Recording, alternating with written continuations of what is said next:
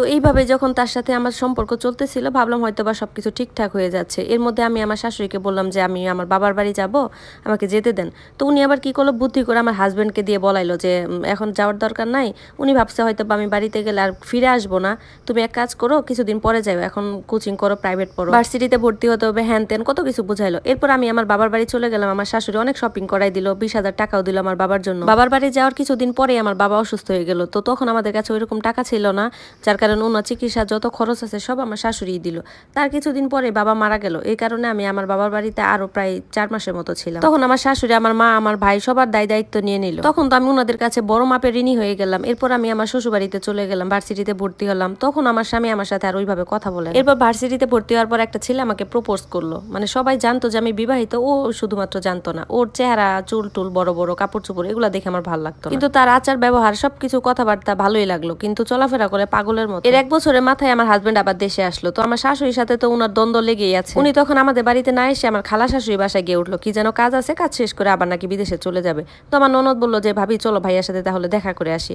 আমিও গেলাম। তো আমাকে দেখে উনি আমার সাথে যা তা ব্যবহার করতেছে, বলতেছে যে আমি ওনাদের টাকায় খাইতেছি, চলতেছি, ফিরতেছি, আমি নাকি লোভী মেয়ে, আমি কিসের আশায় তাদের ওখানে পড়ে আসি, ও যে আমার সাথে কথা বলতে চায় না বা আমাকে ভালোবাসে না, আমি তারপরও কেন ওদের বাড়িতেই আসি। এসব শুনে তো আমি কান্না টান্না করে ননদকে ওখানে রেখে বাসায় চলে আসলাম। আসার পর আমি আর কিছু বলি নাই। তার 7 দিন পরে উনি নাকি আবার বিদেশে চলে গেছে। আমার শাশুড়িকে 2-3 দিন পর আবার বললাম যে মা, আপনার ছেলে যদি আমাকে পছন্দই না করে তাহলে কেন আপনি আমাকে এখানে রাখছেন? আপনার ছেলে যেহেতু আমার সাথে সংসারই করবে না, তাহলে বলে দেন আমাকে ডিভোর্স দিয়ে দেখ। উমা এই কথা বলার সাথে সাথে তার ছেলে আমাকে যে কথা শুনাইছে তার চেয়ে ডাবল কথা আমার শাশুড়ি আমাকে শুনাই দিছে, যে আমার বাবার চিকিৎসা করাইছে, আমার সংসারে সকল খরচ দিতেছে, এখন আমার পাখনা গজাই গেছে না, অনেক কিছু বললো। আমি আবার ওই দিন অনেক কান্না করলাম। এর মধ্যে আমার ননাস ইটালি থেকে আসলো, এসে আমাকে অনেক কিছু বুঝাইলো। উনি আবার আমার জন্য একটা স্মার্টফোনও নিয়ে আসছিল।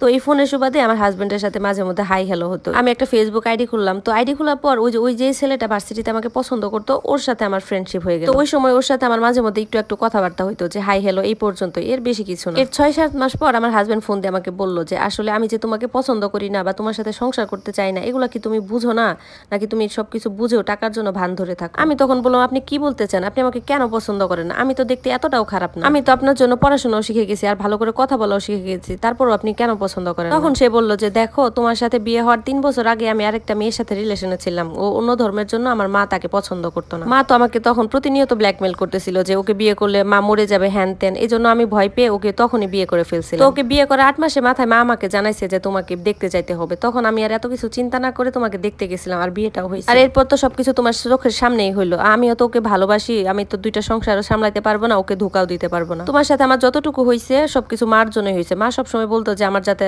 একটা বাচ্চা হয়, যাতে মার সাথে তুমি ওই বাচ্চাটা নিয়ে থাকতে পারো। এই জন্য আমার মা আমাকে দেশে যাইতে বলছিল, কিন্তু আমি তোমার সাথে নর্মাল হওয়ার চেষ্টা করছিলাম, আমি কিন্তু পারি না। এরপর ওনার সাথে কথা বলে মনে হলো আমি ওনার দ্বিতীয় স্ত্রী ছিলাম। এরপর ওনার স্ত্রীর সাথেও আমার কথাবার্তা হইলো, জানতে পারলাম যে তাদের নাকি 4 বছরের একটা বাচ্চাও আছে। এরপর উনি বললো তুমি পড়াশোনা করো, নিজে পায়ে দাঁড়াও, তখন যখন তোমার যা লাগবে আমি দিব, আর যদি কখনো ডিভোর্সের প্রয়োজন হয় আমাকে বলো, আমি দিয়ে দিব।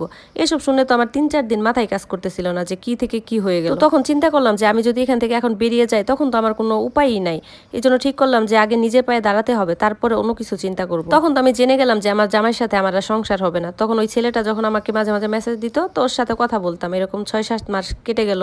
ও তো জানতো যে আমি বিবাহিত, যার কারণে ওর সাথে আমার শুধু বন্ধুত্বের সম্পর্কটাই ছিল। এর মধ্যে আমার হাজবেন্ড আবার ননদের মাধ্যমে মনে হয় জানতে পারছে যে ভার্সিটির একটা ছেলে আমাকে পছন্দ করে। তো উনি আমাকে একদিন ফোন দিলেন, ফোন দিয়ে বলতেছে দেখো, তুমি তো ভার্সিটিতে যাও, এমন কেউ কি আছে যে তোমাকে পছন্দ করে?